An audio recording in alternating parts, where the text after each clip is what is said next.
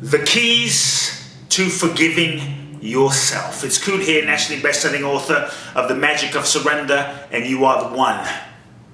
Forgiveness, forgiveness, forgiveness. We often hear that term thrown around. But why is it so hard as human beings to forgive ourselves for things that we have done? We've all done things in life, in love, in relationships that we regret. And as human beings, we often hold on to past experiences, past situations, past relationships, past actions, and we end up punishing ourselves for years, if not decades, if not an entire lifetime, withholding love and compassion and happiness and joy from ourselves as some sort of punishment to repay things that we wish we had done or wish we didn't do.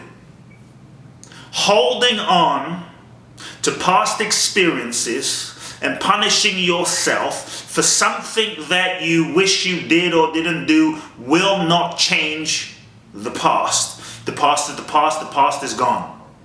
Many times as human beings, we judge ourselves so harshly for making what we perceive of as mistakes. What if you couldn't get off track, and the track that you're on is exactly the track you're meant to be on? The track that you're not on is not the track you're not meant to be on. That ultimately, whatever experience that you've had, whatever experience that you've gone through, even though you might perceive it as a mistake, you might judge yourself harshly for that experience, and that mistake was exactly the experience that your soul needed to go through in order to grow through for your highest evolution.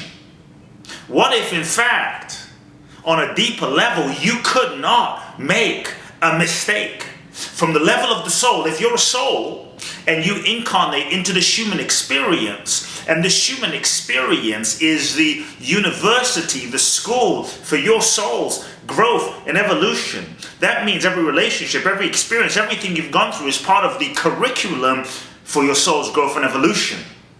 You can't really make a mistake. Everything is really a learning. So mistakes are simply a misperception from the perspective of your ego. And the degree to which we're conditioned is the degree to which we're so identified with our ego, and as a result we look through life experience from the limited paradigm and perspective of the ego.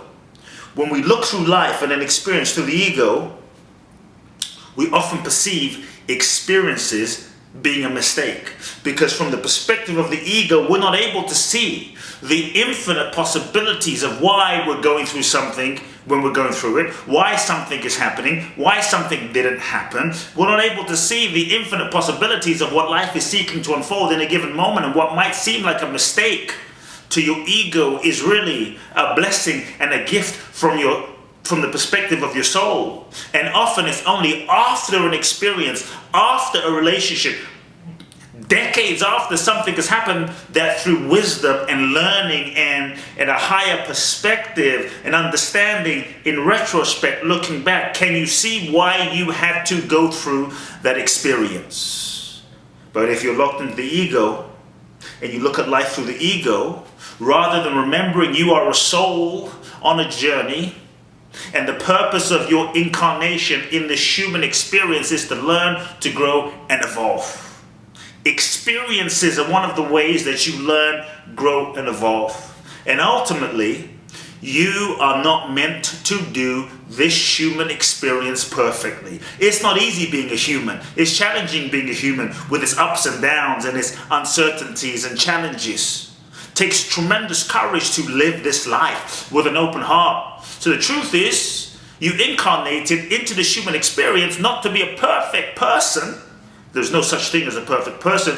You incarnated in order to learn, to grow, to evolve. The issue isn't that you screw up or that you mess up. This will happen.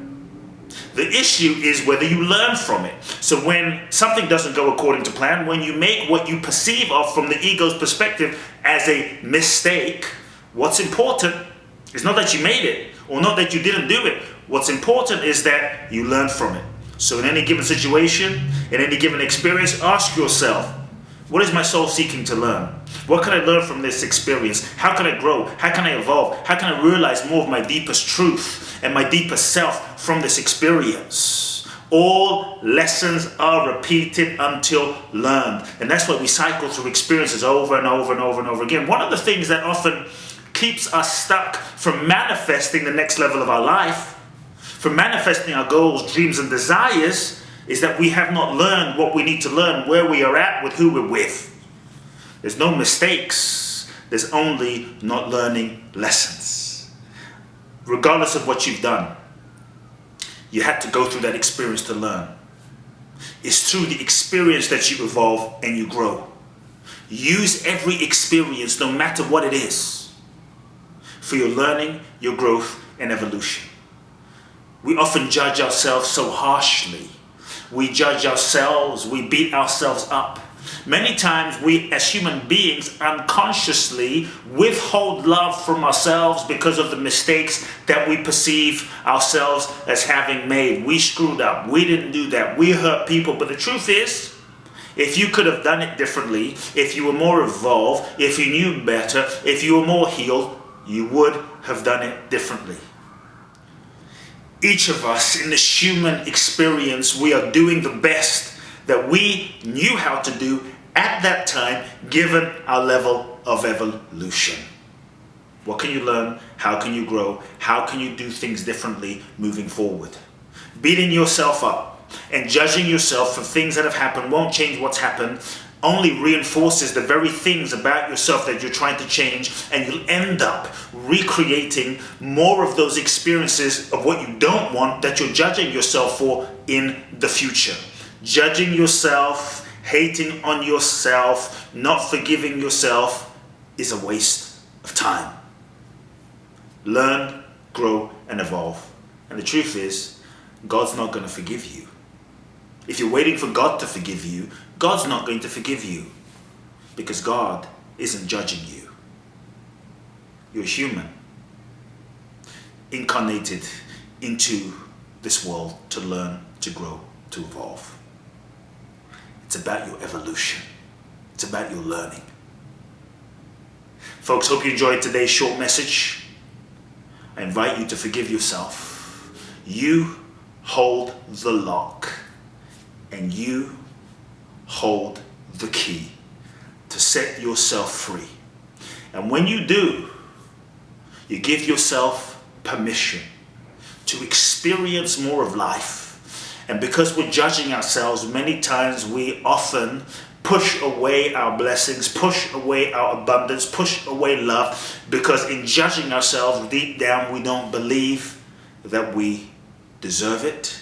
We don't believe that we are worthy. But you are.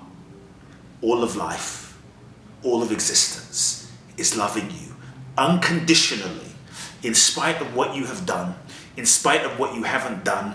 The sun shines, the moon shines, oxygen is given to you, life is given to you. And this is proof of life's unconditional love for you. Let's learn to love ourselves like life loves us. Hope you enjoyed today's short video blog, folks. Make sure you share this with anyone in your life that you love.